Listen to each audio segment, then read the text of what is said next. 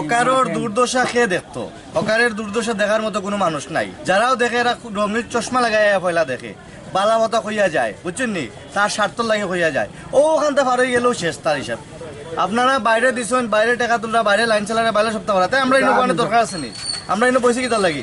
আমরা ভালো হইয়া চলতাম, ফ্যামিলি চালাইতাম, ব্যবসা বাণিজ্য করতাম, কিন্তু এখানে কাস্টমারের কোনো বংশ নাই।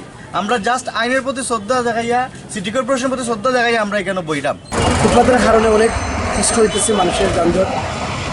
এর জন্য আমরা আসলে অনুরোধ করলাম প্রশাসনের লাগে এইগুলার উচ্ছেদ করার লাগে। উচ্ছেদ না করলে আসলেও মানুষের যাতায়াত সঠিকভাবে মানুষ যাতায়াত করতে পারছে।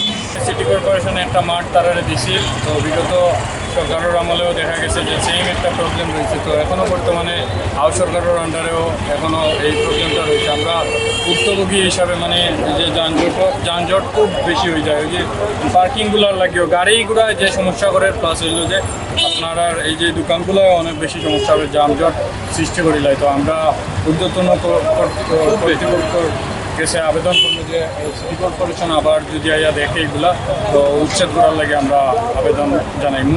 কাস্টমারে মনে হয় এই পাইছি হিন যাইতাম না, আর এই নয় মনে হয় হিন যাইতাম না। তিন জায়গায় তিন কানে থাকলে তো মার্কেট হয় না। এই একটা সমস্যার মধ্যে আর কি আমরা এখানে বুঝতে সবাই আয়ুক, মার্কেট জমুক, যারই যুগে যেটা আছে দেখবো কাস্টমার এক জায়গাটায় মাল পাই। এখানে যে একটা রাস্তা করিয়া দেওয়া হয়েছে, এটা কোনো রাস্তা কোনো যাত না। এরপরে এই মার্কেটটারেও তো তারা সংস্কার করছে না। এখানে সাধারণ পাবলিকও আটিয়া যেতে পারে না, এরকম বিজি থেকে রিক্সা নিয়ে হওয়া, সিএনজি দিয়ে হওয়া। এখানে ভাই সপ্তাহের পরে সংস্কার করতে হইব। সংস্কার না করলে এখানে কেউ আইতে না। সংস্কার ঢাকা তো সংস্কার হয়েছে, চিটাগাং হয়েছে, শুধু সিলেটর না। রাস্তা হওয়ার কথা আছে 3-4টা রাস্তা, 3-4টা হয়েছে। অ্যাঙ্গেল দিয়ে গোয়ার ছোট ছোট করে মারা নেই, এগুলো হয়েছে। এর কারণে কেতা নাই, বিংসা কিনা নাই, ধরেন আপনি দোকান খুলে রাখছে। কিছু মানুষ আছে যে এখান ব্যবহার করে রাখছে গুদামের মতো।